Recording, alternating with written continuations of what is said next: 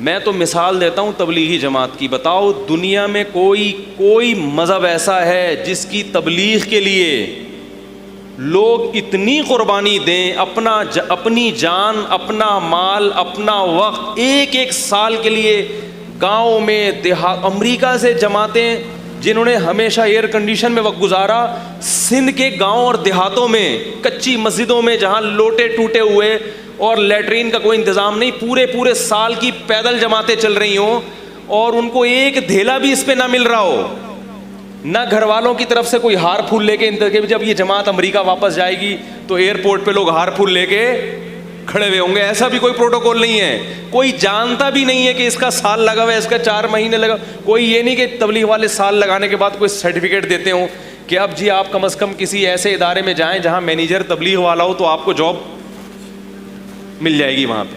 کوئی حیثیت نہیں ہے اس سال کی دنیا کے لحاظ سے.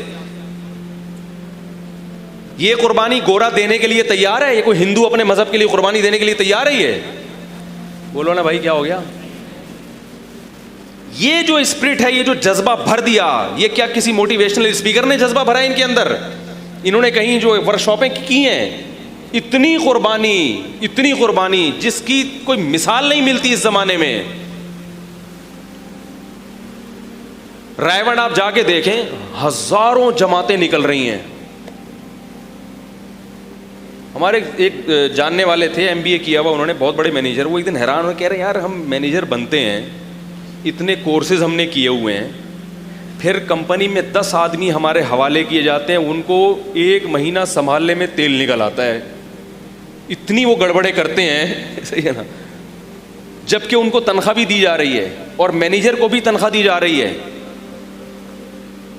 پھر بھی وہ سنبھالنے میں کیا ہوتا ہے گڑبڑ. وہ کہتے ہیں یہ تبلیغ والے عجیب ہیں, ایک امیر ہوتا ہے جس کی کوئی تنخواہ نہیں ہوتی, نہ اس نے MBA کیا ہوا ہے, نہ مینجمنٹ کا کوئی کورس کیا ہوا ہے, اور وہ 1 سال تک 20-25 افراد یا 15-20 افراد جو مختلف قوموں کے, مختلف کلچر, قومیں بھی الگ, عمریں بھی الگ, ایک 75 سال کا بوڑھا ہوگا, دوسرا 22 سال کا جوان, ایک اسی جماعت میں ایک سائنٹسٹ ہوگا, بریگیڈیئر ہوگا, کرنل ہوگا, اور اسی میں رکشے والا بھی ہوگا.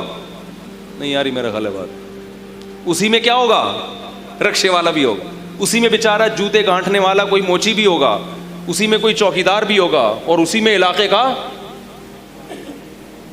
ناظم بھی ہوگا.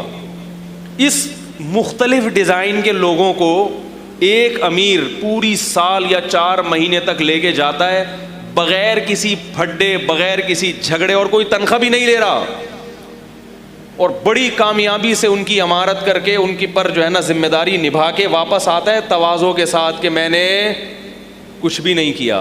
نہیں آ رہی ہو, استغفار کرتے واپس آتے ہیں نا. استغفار گناہوں پہ کیا جاتا ہے یا نیکیوں پہ؟ گناہ پہ. یعنی اس کو یہ احساس ہو رہا ہے کہ جو میری ذمہ داری تھی وہ میں پوری, بولتے کیوں نہیں بھائی, تو ہے دنیا میں کوئی.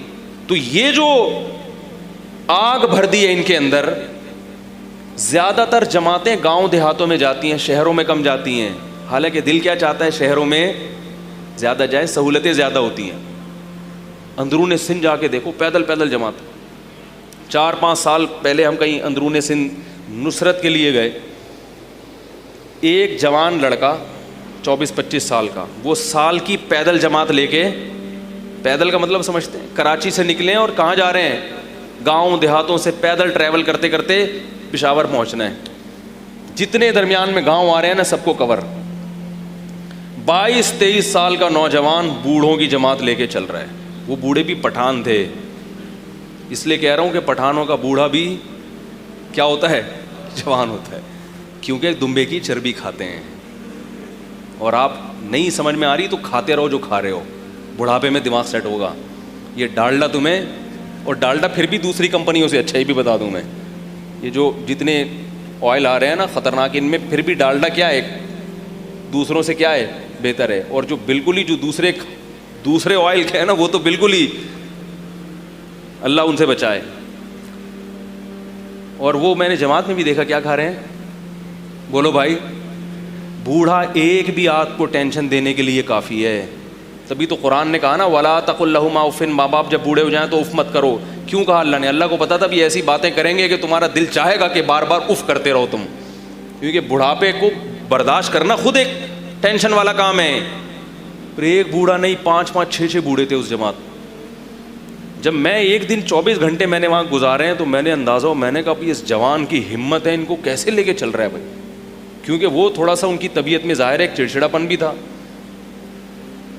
اور وہ بعض دفعہ انکار بھی کر دیتے تھے. مثلا میں جب گیا تو ایک بڑے میاں نے وہاں کا مفتی صاحب کا بیان ہوگا، مشورے میں طے نہیں ہوا، مشورے میں جو بھی طے ہو چکا تھا بھائی فلاں کا بیان ہوگا. تو جو پٹھان تھے نا انہوں نے کہا یہ مفتی صاحب جب آئی ہوئی ہے تو اسی کا بیان ہوگا. مفتی صاحب آئی ہوئی ہے تو کس کا بیان ہوگا؟ لیکن مشورے میں طے ہو چکا تھا. میں نے کہا میرا بیان نہیں ہوگا، نہ میں بیان کرنے آیا ہوں، میرا نہیں ہوگا.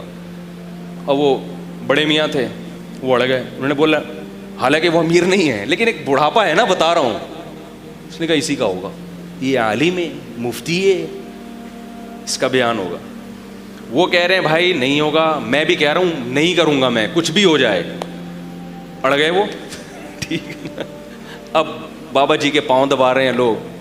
حضرت جو مشورے میں طے ہوا اسی میں خیر ہے، یہ امیر کی خلاف ورزی کیا ہے؟ غلط.